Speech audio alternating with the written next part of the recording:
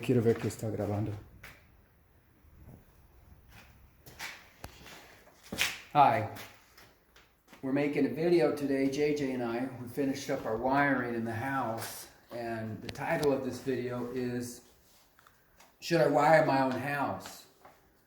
And the answer for you is either going to be yes, I should wire my own house, or no, I shouldn't wire my own house.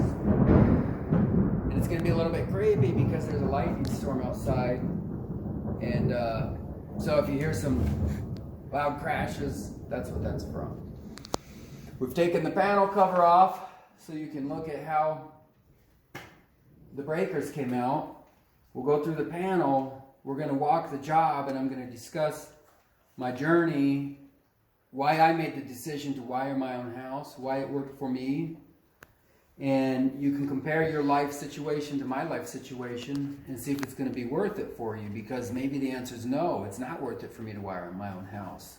So I'm going to give you as much information as I can, and you should take it, evaluate it on your own basis, decide if you feel confident to do your electricity, because electricity is dangerous, and if you don't know what you're doing, not only could you hurt yourself, but you could waste thousands and thousands of dollars if you don't do the job right, okay? So this is more for informational purposes and entertainment purposes, but it's also going to be very beneficial to you if it helps you make the decision to wire your house or to not wire your house.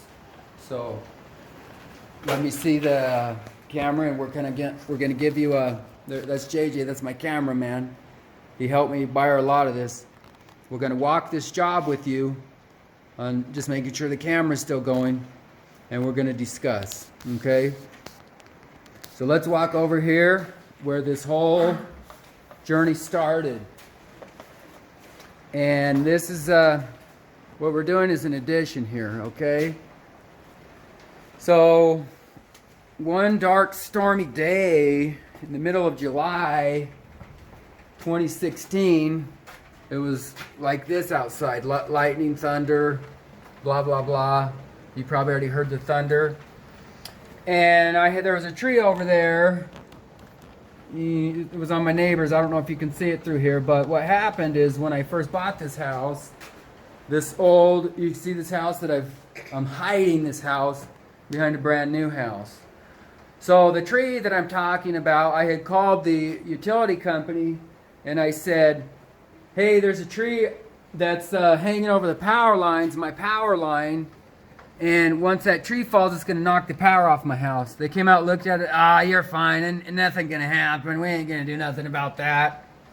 So then, like almost 5 years ago today, my baby daughter was born. We came back from the hospital. The power line was on the ground, okay? That's where my power used to come in right there. All that's dead. It's just I didn't rip it off the house because I don't have a reason to, because it's still going to be behind sheetrock.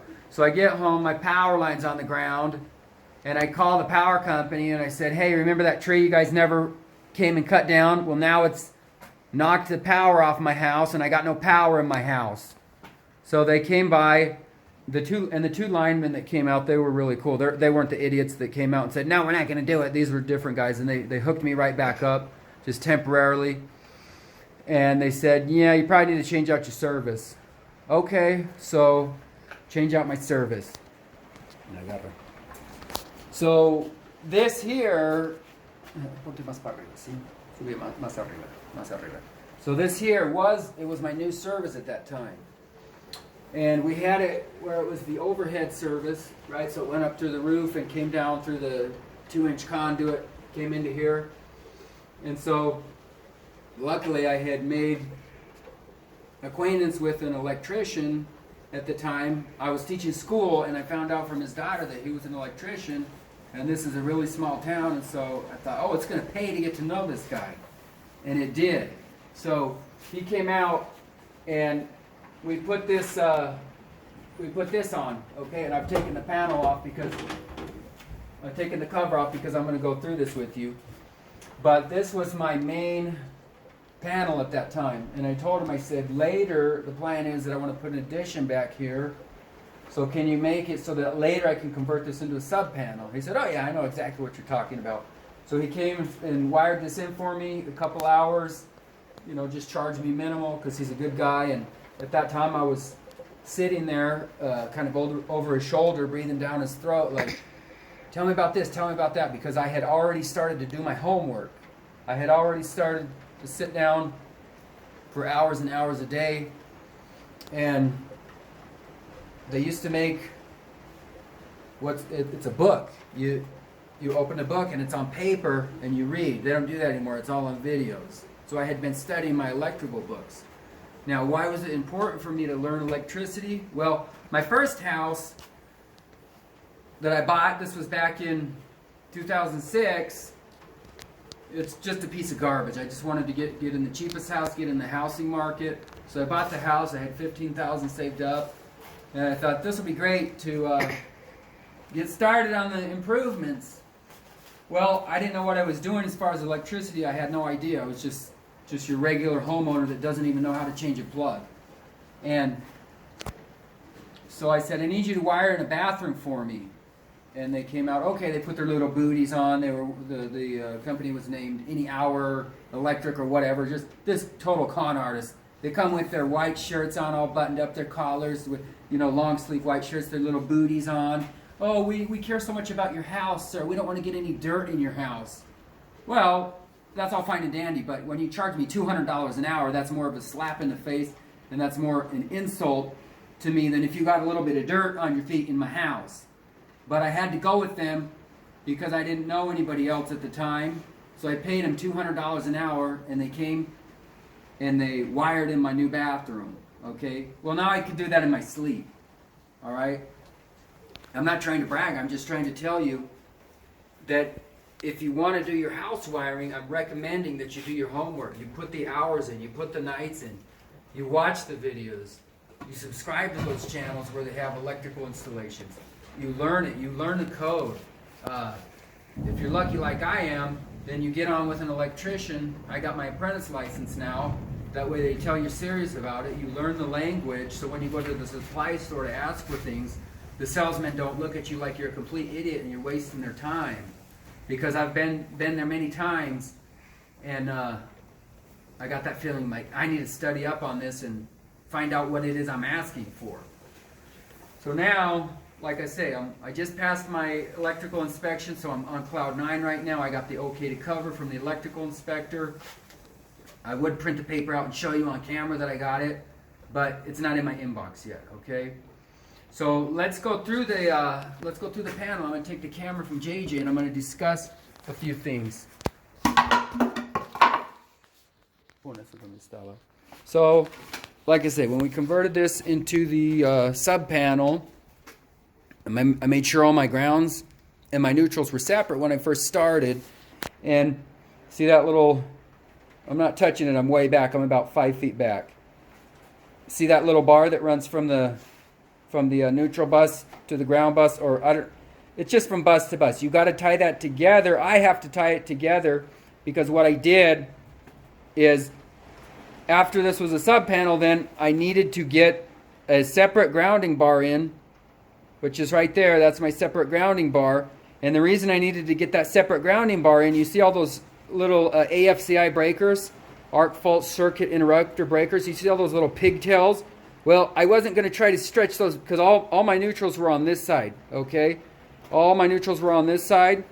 All my grounds were on that side, and it was separated like a sub panel should be. And at that time, I had taken the bar off, so the grounds and the neutrals were separate like they should be in a sub panel. But I had to add a separate ground bar over here, that big long one. And then I had to take my box bonding screw out. And then I got a little, and I've even got this little extra ground bar here, and you can't see it very well at all. I'm not going to get the camera in there too close, but I do have like a really heavy duty copper conductor going from this ground bar to that ground bar. Because on this GE panel, they only make the little curly pigtails. And I hate those, but I had to go with those because that's the only, they don't make the plug on neutral, okay? And then we'll go over and we'll look at the main panel. I'll show you what I'm talking about with the plug on neutral. But while we're here looking at this panel, this was originally an outdoor panel, okay? And so it doesn't have any knockouts on the side. It only has the knockouts on the bottom. You see that? And that's where we went in when we redid the service entrance on the house. Well, you can drill into your box, but you just have to have the right hole. So I made sure the power was off, made sure the breaker was off. I drilled through where you see those 12 gauge wires coming through, put my little plastic RCR 50 clamps in, and then I even future-proofed it a little bit because I have one unused circuit in here. And so I thought, well, it'll sure be nice instead of ripping sheetrock off if I ever want to use that one circuit again. You know, if I ever rewire the old part of the house, it'll be nice to go in through that conduit. So we've made those conduits go up into the attic. And now all I got to do is run my fish tape up through there and pull, you know, one circuit or two circuits, whatever I want through there. And I can get another circuit in the sub panel. Now, this panel doesn't have the, I think it's called the feed-through lugs on it. This is the more expensive way to do it. You see the breaker right there, it controls everything inside this sub panel, but there's another breaker at my main panel that's going to shut off this panel. So it's super safe, and that's what gave me confidence to go ahead and do this, because I knew I could turn it off. Okay, now what else can I tell you about this panel? Yeah, if you're doing, just get, if it's a brand new install and you can avoid those stupid little pigtails, avoid them. Let's go look at the other panel so you can see what I'm talking about. So I'm going to shut this cover here and we'll go over to the other panel. Okay, we'll shut that. We're going to dummy lock this right now, just so nobody comes and it'll just remind us not to open the panel, so I can come back and put the panel cover on after the video. All right, let's go look at the other panel. And as we're going over, I'll show you my, it's called my sub feed. See that big SER cable? I think it's called, the big gray one. Well, I thought I was gonna be able to do an overhead service entrance, but when the power company came out, they said, nope, those are not allowed anymore. You have to go underground. Like, okay, well, I wasn't counting on that, so that threw me for a doozy, but I was thinking, I don't care, I'm going to do whatever I have to do to get this a safe install and do a good job. So what I'm going to do is I'm going to open a door here, and I'm going to show you where my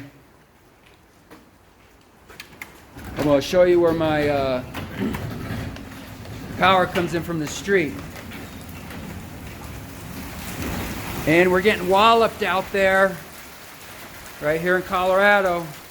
It's raining like crazy, but we don't have to go out there because we have a garage. So you see right there, that's where the power, they wanted to drop it down there, and then from the meter I had to come underground, right under my truck, and JJ helped me dig it. Right? Yeah. JJ helped me dig the trench. That was 2 years ago during COVID. And so we dug around here, and we came around the other side. I'm not going to show you because I don't want to go get wet. But we're going to shut the garage door. And then you see the yellow wire right there with the big black ones? That's where we came in from the outside, and they made me shove a piece of insulation in there because they say that the condensation from the heat difference will, just make it really wet inside there. So I'm sure there's a code on it, and I'm sure there's a lot of codes on all this. I just kind of know the code, just like, I can't sit there and cite sections of the code where it all is, but I have a general idea after being around electricians. So this panel here, this is just a 200 amp. It's just your standard home line, what is it called? square D Homeline panel. Just get it at Home Depot. And this one has 30 spaces in it. If I was going to do this again, I would have got a 40 space panel. And I would have even, see, this panel is made to fit inside a 2x4 wall, but I have a 2x6 wall. So you can see back here, see how I got some extra room back there? Next time I get a panel, I'm going to do a little bit more research, and I'm going to ask them, is there a panel that's going to sit all the way back in a 2x6 cavity? Because if it went back there, it would have given me so much more room when I go to get in there and put my breakers in. Because the thing about these AFCI breakers, whenever you have a bedroom or really any living space, they want you to put everything on an AFCI breaker. And in the kitchen it has to be AFCI, GFCI, which is a combo breaker. So if you could see down there where those breakers say 20, I'm not going to get too close because this is all live. But the little, I think it's the purple or blue or whatever, that's the combo breaker. And these don't have the stupid pigtails because they're plug-on neutral. You could put your neutrals and your grounds in that bus bar, and then you just snap these breakers on, and that eliminates the little pigtail. And so another thing I like to do is I like to twist my, like if I have a circuit that I know that's coming in, I twist that black and that white together so it doesn't get separated, because I have to go on the same breaker with that black and that white. And then I label everything. I bought my little label maker. And then see the great big ones back there? Those do have the pigtails because those are it's a GFCI breaker. The 50 amp breaker is for my car charger. And what else can I tell you? So when you're working with those big wires, man, it's going to break your arms. And you got to bend them. It's easier if you do it when it's warm weather. If you're doing this in the winter, man, you're going to have a bad time bending those wires. But you also got to take into consideration, see, I kind of cluttered my gutter there. If I would have known a little bit better, I would have cut my wires just a little bit shorter. The service entrance wires and my subfeed wires, cut them a little bit shorter and give myself a little bit more space in the gutter to get everything back there. But I mean, it's not too bad if you just sit and you're patient and you're not in a hurry. Don't do something stupid. And actually, go ahead and pop your breakers out and just have them hang in there. And then you can put your wires to them and then snap them back in. It's easier that way than if you're trying to screw everything in while it's on the bars. Okay? And you'll figure out what I'm talking about when you go to start putting your panel together. Now, the nice thing about this panel is it has the little isolation, where the yellow isolation barriers are. It says square D, square D. So if I have the breaker off in my panel, if the breaker's off, then really the most dangerous part, what's going to kill me, is what's behind that those yellow isolation barriers. Okay. Now I'm not going to say that's the only thing that's going to kill me, but that's the most dangerous part. Okay. So you just got to be familiar with your panel, know what part's live and what parts you can work on. I did all this with the main breaker off, but I still there's no way for me to put all these circuit breakers in here unless I called the power company and said, pull my meter. And I'm not going to do that because then it's 2 or 3 days before they come and connect it again. So you're going to have to, when you put your breakers in, depending on what your schedule's like, you're going to have a part of your panel hot. So when I first, I was scared to even put a breaker in because I had my electrician buddy, when I was telling you, we did the service entrance there, but then I had to, before we moved it, I had put a bathroom in and I had to put a new breaker in, and I didn't even know how to get the breakers in and out. I just have no idea, but all you do is you push them over, and like once it's in the off position, just keep pushing it and it'll unhook off that bar back there, and that's how you get those off. Okay, but are you comfortable enough to work inside a panel? If you're going to do your own house wiring, you got to be working inside that panel. Okay. And what else can I rant and rave about on my panel?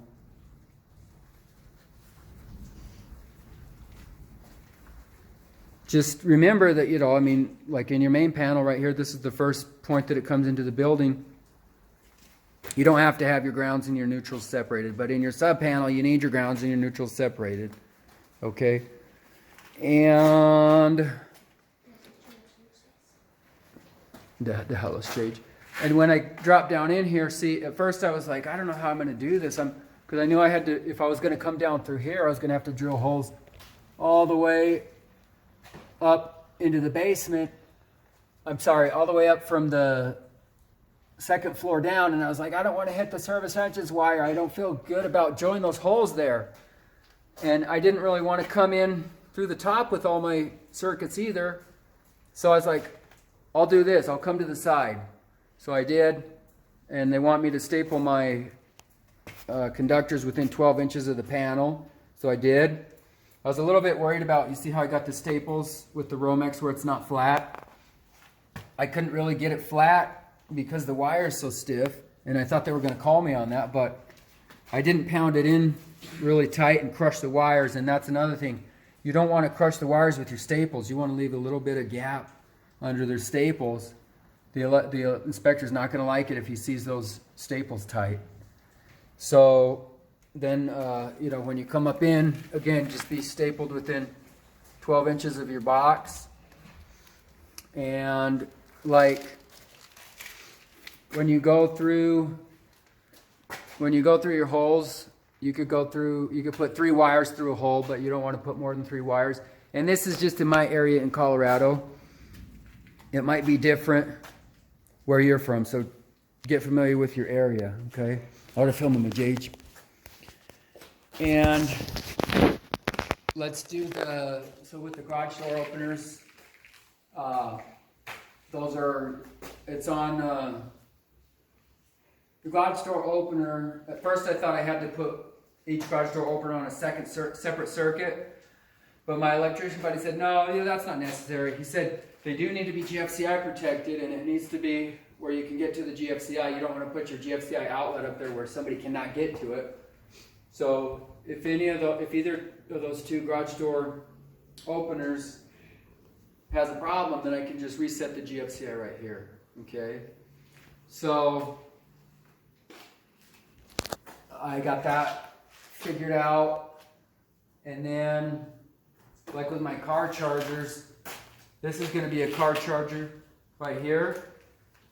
And what I'm going to do is after I sheetrock this post, then I'll just put these clamps on, because right now this would not pass the inspection, but the inspector's not going to make me put the clamps on, because later when it's sheetrocked, he's going to look at that. And then I'm not even going to wire these. All I'm going to do right now is I'm just going to cut the wires shorter, wire nut them off, have the breaker will be off the whole time. And then I'm going to put these blank plates on and just leave it until that day when I actually get an electric vehicle. Then this will already be ready to go. And over here, some of you might be thinking, why do you got a metal box right there? The reason I did that is because you could put, and I didn't know about these, but these little like mud rings, you could put these on the metal box. And then you can run a MC cable, a metal clad cable, out of this. And this little clamp right here, I don't know what it's called, but you just push it in there and it'll lock in, and then you can't pull that out. Then you have to put the little red jacket on that so it doesn't cut into your wires, okay?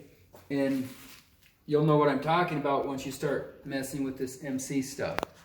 But then this guy right here, it goes over here. It's an outlet right here. See that? So that way I was able to get the MC cable and the Romex in the same box. Then later I'll come back and put the outlet here. And then light right up here. This will be a shop light above the garage door opener.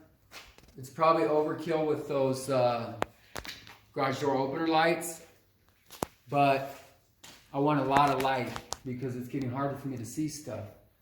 I have another right over here, this drop down. I just drop it down like that, and I twisted around itself. Then when I go to drill my hole in my sheetrock, I know exactly where it goes because I've already made a measurement there to there on the shop lights, and it's in the same line. It might be a little bit screwy with all these shelves and everything, but that's where it's going. And now what I've done, the reason I showed you my panels is because I want all my circuits live and I want to be able to test them. And I've gone through, let me show you my little circuit map here. And this is something that you should do. If you are going to wire your house, then you should sit down, take the time, and plan out what you're going to put on what circuits, okay? The information I have here, I'm just telling myself what kind of breaker do I need right there. I'm telling myself where the circuit's going to, giving myself a circuit label with enough information. Now the blue letter, that's important because the blue letter corresponds to my electrical plan, and then the circuit description shows me where it's going. So this is another thing. Let me show you my electrical plan. And right here. This is my electrical plan. Do you know how long it took me to make this electrical plan? When I first started was probably like January 2021, and I thought I knew what I was doing, and I thought I had my electrical plan. And then I took it over to my electrician buddy and I said, can you look over this? And he basically just crossed out everything I had and it's like, just do it like this. This is better. What you're doing is kind of stupid. And so I was like, okay, you know, you just got to, don't get your feelings hurt. You don't know what you're doing. I don't know what I'm doing. I take advice from people that know better than me. And so come on in here close, JJ. Ya aumenté la cámara. Okay, so then this is not, I forgot to print this out, but these letters should be in blue. Like where it says C, that should be in blue. And that would go to tell me, like on circuit C, where I got the blue letter, that's corresponding to my plan. Now, why is it important for me to label all my circuits with the little blue letters? Well, because when I'm pulling my wires, let's walk over here.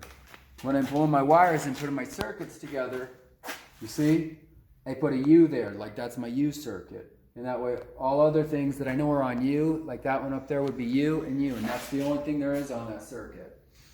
That's for the garage door openers.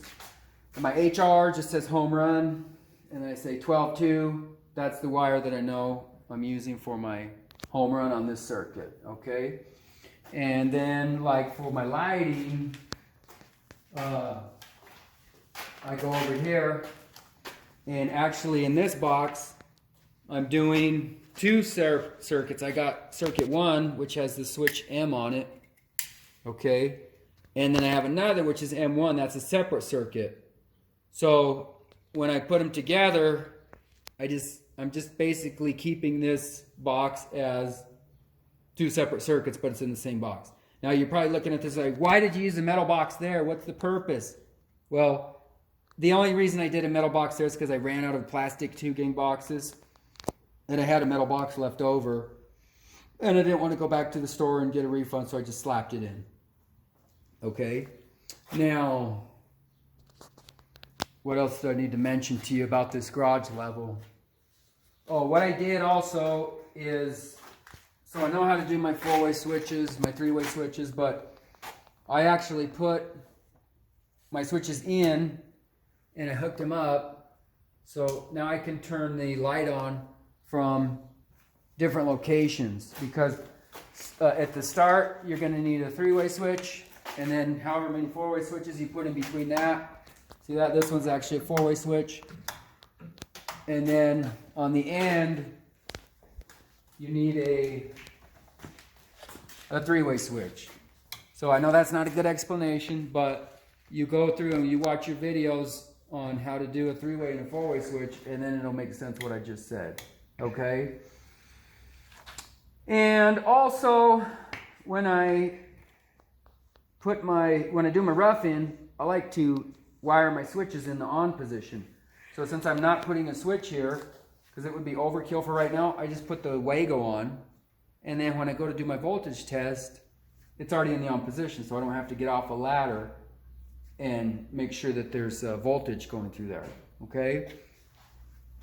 And then back here on the mechanical room, again, same thing. There's not going to be, there might not be sheetrock on this wall, but if there is, then I can put the clamps on at that time. And because I got no way, how am I supposed to get, what am I supposed to do? Drill a hole through the post? I can't do it. There's going to be some times where you cannot get the Romex in, so you just have to put it on top of your wall. So this is the mechanical room, so it'll work fine. And what else was I going to show you in here? Oh, we're going to show you the little closet. JJ likes to go in there, and we store our tools in there for right now. And it's just, the only thing we have in here is the light, but we got it on a switch. And the switch is out here. So boom. Okay, so I mean, it's no big deal. It's just a light and a light switch. But the thing is, for me and JJ, it's a big deal because we know how to do it now. And in here, this is just going to be a bathroom down in the garage. So I just have my temporary light on. Now I am going to show you right up here. And this is just kind of a moment of humility for me. Agarro los papeles. I kind of had a blonde moment right here, and I'm not one to hide my mistakes. If I'll make a mistake, I'll own up to it. And I'm showing you this because if you get the same model fan and light, well, I was like, that's such a stupid design, because you see right up there, all they had was the wires coming out of there. And I was like, what am I supposed to do? Wire on, wire nut on the end of my Romex and just leave the wire nuts up in the attic? I knew I can't do that because any connections you make have to be in a junction box. So I went and I spent the extra money and I got the metal junction box and I put it in there with a little nipple, and I made my connections in that junction box. Because what I did wrong, and this is my blonde moment that I was talking about, you see where it has the little Energy Star label? There's actually a screw right there. You see that screw? All you have to do is take the screw off, pop that whole cover off. That's where you make your connections, okay? But I didn't know that until like the third fan of these that I wired in. So in order for me to be 100% legal, probably, and I don't know if I'll do this right off, but I think later if I ever need to get up there and mess with that connection, I'm going to put a access box in the sheetrock. Who cares? It's just a bathroom, okay? But if I never need to get up there, then I probably won't put that on there, okay? And I've already voltage tested the fan and it works. And so I'm not worried about it. But just again, when you do, there's going to be stuff like that. When it comes up, you're going to make little mistakes. Now, as far as I know, I didn't make any big, colossal, project-ending, horrific mistakes. But you have to prepare yourself. Ask yourself the question, am I going to do my own wiring? Am I going to wire my house? Am I prepared to make mistakes and live with those mistakes? Because there are going to be mistakes, especially if it's your first time wiring your house. And so are you comfortable? Do you have a tolerance for mistakes? Are you able to forgive yourself if you make a mistake and just move on? Or are you the type of person that you're just going to rip everything apart and just keep obsessing over it and never letting it go? So, you know, just learn to forgive yourself a little bit. You know, if you make a mistake, it's not a huge mistake, just go on. Just remember, and I'm going to tell you this, I'm going to brag on myself a little bit. The inspector, when he was here today, he's like, wow, man, everything looks really clean. Usually when I go to these residential jobs, it's just quick and dirty everywhere. It's not like that on commercial jobs because that's going to be seen all the time. But these on residential jobs, people just slap it in and they don't even care. Their standard of workmanship is just, and now as I talk about that, you're seeing all this junk right here, this spaghetti mess. Well, that's just this is my leftover pieces of wire. So I could take these in and recycle.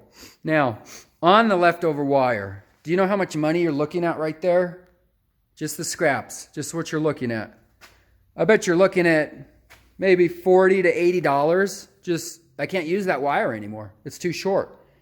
And And I'm not going to just put a bunch of junction box everywhere in my attic just to use my short pieces of wire, okay? And you think that's bad? Okay, let me show you my other pieces of wire that don't work. Let's go look at this wire pile and ask yourself, are you willing to pay this kind of money and have this kind of waste? There's my garden. My mother-in-law is doing an excellent job of growing our tomatoes. But look at all that wire right there. What's in the box? Just the 12-2, the 14-2. Those are just my scrap pieces. But then all this down here, this 6-3 right here, that's like $4 a foot right there.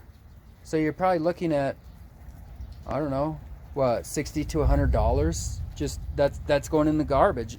I'll go recycle it, but you got to be willing to throw down the big money. Okay, so now that it stopped raining, we're out here. Remember how I was telling you about the service entrance? That's it right there, underground, baby. Got all the conduit, got my little slip joint on, got my little bonding device on. The only thing the inspector, I could tell he was a little bit uneasy about it. He's like, you need a surge protector. They didn't tell me that when I got the panel inspected back in 2020. And he's like, yeah, well, this is a new house and probably should have it by code. I go, look, I would love to put a surge protector on, but I don't have room to get one up in there because I've used all my breakers. All my spaces are done. I've got my tandem breakers in where they can go, but I can't do a tandem breaker on these AFCI, GFCI spaces. Those are single spaces. And so he's like, well, okay, I'll let it slide this time. Because he's just this good old easygoing country boy, but so I got lucky on that. But he was saying something about putting it off separate, which I didn't understand that. So if I got any professional electricians out there scrutinizing my work, make a video for me and tell me how to add on a surge protector when you have no more spaces in your panel. Because I don't know, it's beyond me. Okay? And so that was the only thing he said. JJ, aléjate de ahí, papacito. Eso está vivo. Okay? Now, so we've been talking about money. Not only for wiring, but look at my panel. You see those breakers right there? Those breakers there, and the other breakers over there that we looked at, $1,600. Okay? Are you willing to throw that kind of money down? Well, you have to because it's by code. And if you hire an electrician, you're still going to pay that kind of money.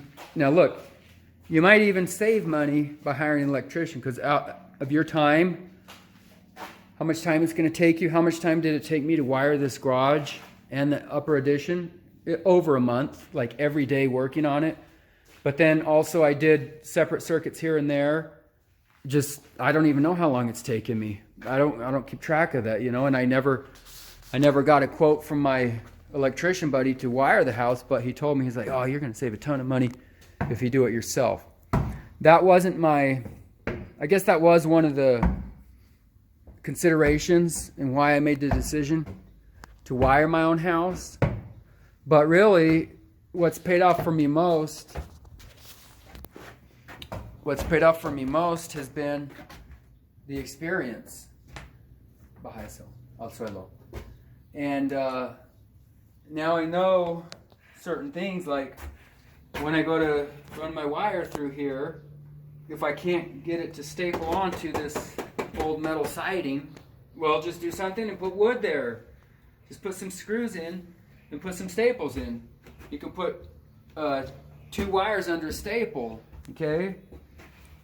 And also, when you run your wires, run them on a 90. I didn't know that when I first started.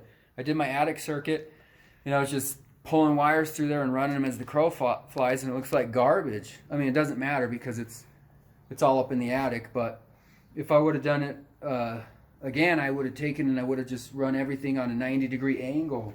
And then when you bend your wires, just get a nice little soft 90-degree bend right there, okay? And I went a little bit crazy on all these little arch lights. See, like every one of these little arches, it has a light up in there. I learned how to do that when I did my sunroom. Nobody told me how to do that. I just thought of that.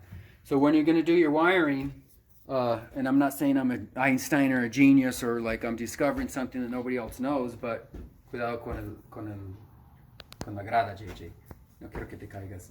I'm just telling you, there's going to be things that you just have to think of, like, does it make sense? Can I do it this way? And just do it, just pull the trigger. And if it makes sense to you, it's your own house. You could do whatever you want, really. I mean, you need to research your code and make sure you're not doing a code violation. But just depend on your experience. My experience, by trade, I'm an independent custom framer. So I do carpentry, but I've been on job sites and just been looking at wiring ever since the early 2000s, and just getting a little bit of confidence every day to do my own wiring, and now I'm to that point. And also, you should be able to learn from other people's mistakes. When one time a few years ago, I was kind of talking to one of my buddies. He was building a house, and he's like, "You want to help me out?" I was like, "Okay." So I helped him out with the siding and everything. I was comfortable with that. And then he decided to do his own electrical because he couldn't get any electricians to do it. They just didn't want to do it. Like, they were too busy making too much money. They didn't have time for the small fry like me. The electricians, they don't have time for you. So I didn't want to be in that boat of constantly waiting on the electrician and this and that. I thought, I'll just do it myself. So at my buddy's, he's like, you know how to do a panel, right? I was like, oh yeah, sure, I do.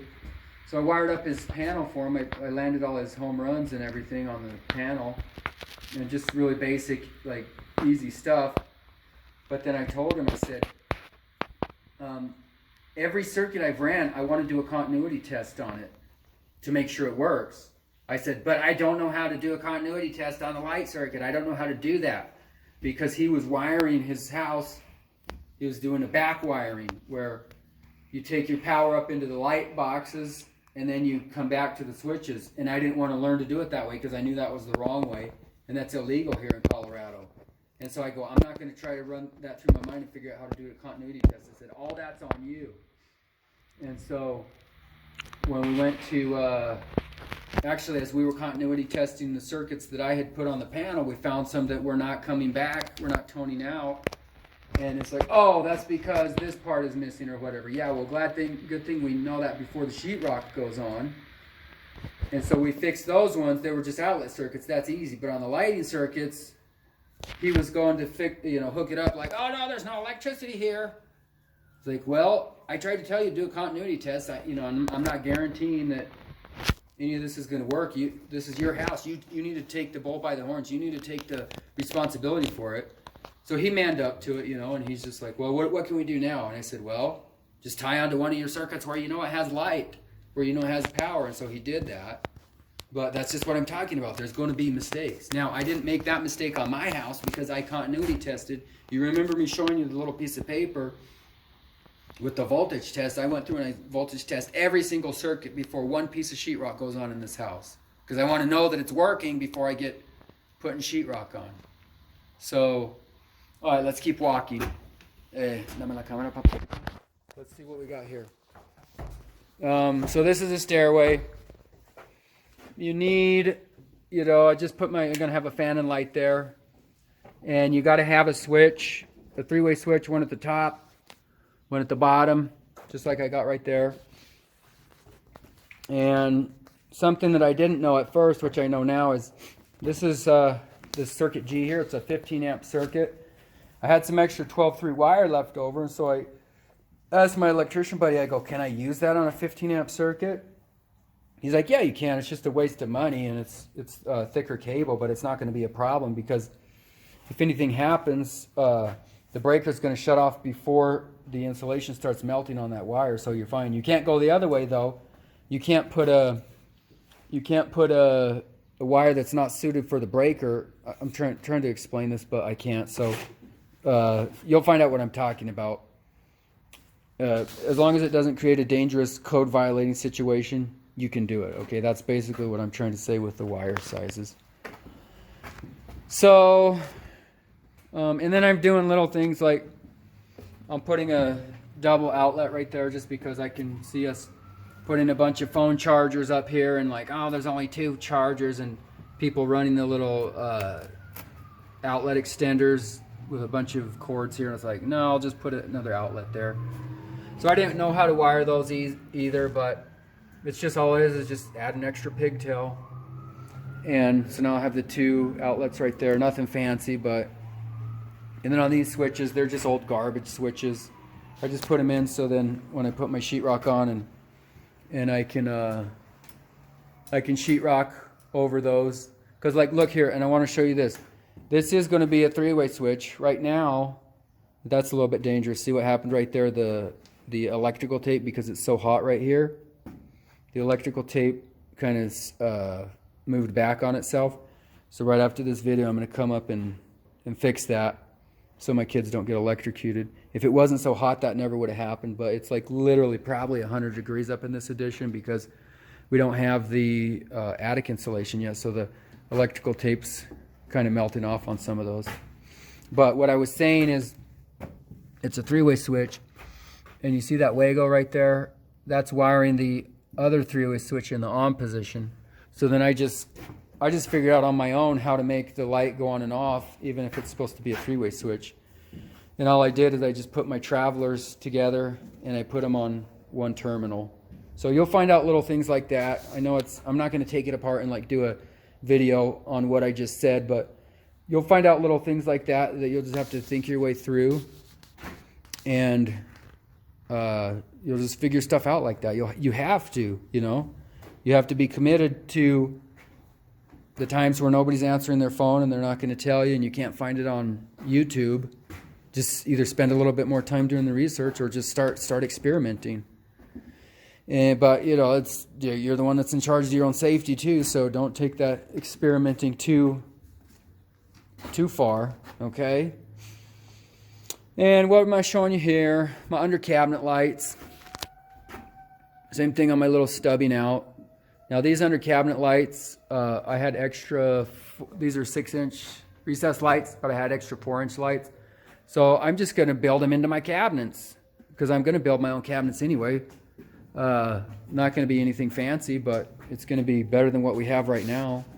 And so even if, see down where my range plug is? Even if, and really I probably never used that range plug, but I future-proofed it. I thought, well, I want to make this the best job I can as possible. So that wire is like 75 feet long. So 75 feet by 463 a foot or whatever. I don't know how much I paid for that stupid wire that I'll probably never use, but I'm being a good guy for whoever, if somebody else gets this house, or if JJ gets this house when he's big and he's like, I don't want the gas range, I want the electric range. It's already wired in. So my point is, be willing to spend a little bit of extra money, do things right, take a little bit of extra time, take some pride in your work, and be happy with it at the end of the day. And even if that is behind a cabinet, well, guess what? I know how to cut cabinets out. It's not the first time that a cabinet's been cut out for me to get a range plug right in there, okay? So don't stress out too much if you're not 100% sure on your cabinets. And then that's the thing that my electrician buddy told me. He says, look, on your under cabinet lights, just put it up a little bit higher than what you think the bottom of your cabinet's going to be. And then worst comes to worst, you just dig down in your sheetrock and then you poke it through right, once you snap your line on your sheetrock and you know exactly where your cabinets are going. So I thought that was pretty good advice. And I've left a bunch of extra wire there just so I can move them around a little bit if I need to. And you'll find out little things like, here in Colorado, they say you're supposed to have, and this might not only be in Colorado, it's probably 2020 NEC wide, but they're saying you got to have 2 separate circuits for your small appliances, and you're only supposed to have 4 outlets on each circuit. So that's what I got there. Benj H. And I got my refrigerator on its own circuit. And what else can we tell you? Let's move back into the... filming me. Let's move back into the bedroom area, but with my recessed lights. Those are going to be all my recessed lights. Now, I'm going to tell you one thing that I wish I would have done different, but it's kind of too late now. It's not a big deal, but I'm going to have a ceiling fan right there. You see how close my recessed lights are to that ceiling fan? Well, the fan blade's not going to hit the lights and break them, but what is going to happen is whenever the light's on, it's going to blink, blink, blink, blink, blink, blink, blink, and cuidado con tus dedos. And I've never thought about that before, and I've probably never noticed it, but now that my electrician buddy pointed that out, I'm not going to do that next time. I'm going to put those lights farther away. But by the time he pointed that out, I already have my little spacers put in. I already have my spacing divided out like I wanted it, so I'm not changing it. If it happens where the lights are blink, blink, blink, blink because of the ceiling fan, I'll just turn the fan off, okay? So again, back to my point on be willing to accept your small mistakes and just move on, okay? You're going to make those mistakes. If you don't have a tolerance for mistakes, then don't do your own wiring. The answer for you is no, I shouldn't do my own wiring. If you want to, then if you want to throw out a bunch of money towards an electrician and go on a power trip and say, get it out of here, that's what I'm paying you all this money for, then sure, but I'm not that type of person, okay? So I'd rather just kind of live with my mistakes and then not make them on the next house. And what else can I tell you about? Let's move back to this. Oh, I know what I'm going to tell you. Let's look back up in here. So this is my attic access. And they had told me, my electrician buddy told me, don't put your wires within 6 feet of your attic access, because when you get up there and you're stepping on your wires, the inspectors do not like that. So what I did, my dad was out here this last week and he helped me. I made a false floor above the wires. I'm not going to say it's a false floor, but I'm just going to say it's kind of like just basically a place to crawl on so you're not stepping all on the wires. So the inspector was out here, he saw that, he kind of laughed at me like, he said, all you had to do was put a board beside the wires. You don't have to overkill it like that. So, I mean, for me it's better, right? Because now I can spray my insulation up in there and I can throw plywood over it. And then I have a nice flat surface to crawl around on if I ever have to get up and mess around in the attic. So, sometimes the answer to solve your problems, sometimes the answer is throw money at it. And that's what I did there. Luckily, lumber has come down. We are in the mid part of July 2022. It's not near as crazy as it has been. But still, the extra lumber I had to put up there to get me up off those wires, it's probably $300 in lumber, but it's like, hey, if it's going to make my house better, if it's going to make it a better install, if it's going to impress the inspector, if people are going to come and look at my work and say, wow, you went above and beyond, it's worth it for me, because I'm not all about just dimes and nickels. That's not what I'm about. Okay, I'm about pride of work and doing the best job I can with what I have.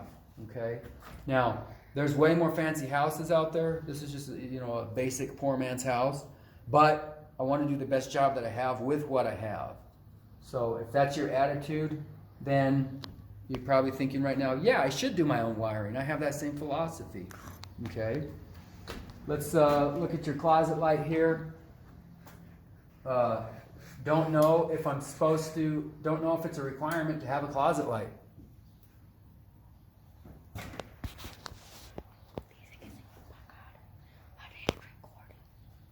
Okay, we had a call coming in, so we had to dodge the call. It was probably just a telemarketer. So good job on that, JJ. But I was saying on the closet light, don't know if we're supposed to have one here, but I did it anyway because I want a light in my closet. I don't want to just do a code minimum house. I mean, of course, I can't have, when the closet's finished, I can't just have that light hanging down. It's going to have to be away from the shelving, and I'll have to design my shelving. I think you can't have a light within 12 inches of your shelving, but I'll take that in consideration when I build my shelves. And we want to we don't know if the TV would go right there, If the TV will go right there, who knows what's going to be best? I don't have the furniture arrangement planned out for this room. So what do I do? Well, I know how to do the outlets, so I'll just put one there and there. That's the nice thing about doing your own electrical, because then you're not going to be haggling with your electrician. No, that's not in my bid. I'm not doing that. You need to figure out where you want your TV. Well, since I'm doing it myself, I could basically do whatever I want, you know, within reason. And so think about that too. Think of the autonomy that it's going to afford you in your project if you do your own wiring. You're going to have more control. There's nobody that knows these circuits better than I do, because I'm the one that put them in. And so when something goes wrong, boom, I'm down at the panel, boom, flip that breaker, finished. I don't have to freak out like, oh no, I don't know how the guy wired this house, because I know how this house has been wired. Okay, now, I'm not telling you I can wire any house, but I can wire a house, and I wired this house. And so when I do the next house, I'll just do it like this one. This works for me. I don't need anything really here. Papá, dice que muy pronto se va a apagar el recording. Okay, JJ's telling me that the recording's going to go off, so I think we better... Yeah, it's starting to get to the limit. JJ said it's starting to get to the limit, so I should probably shut up, and hope you eat all your popcorn by now, and you probably fall asleep by now, but sometimes that's what YouTube videos are for, just to make you fall asleep. So anyway, you know, it's your decision. Do you want to do your own electrical? I hope my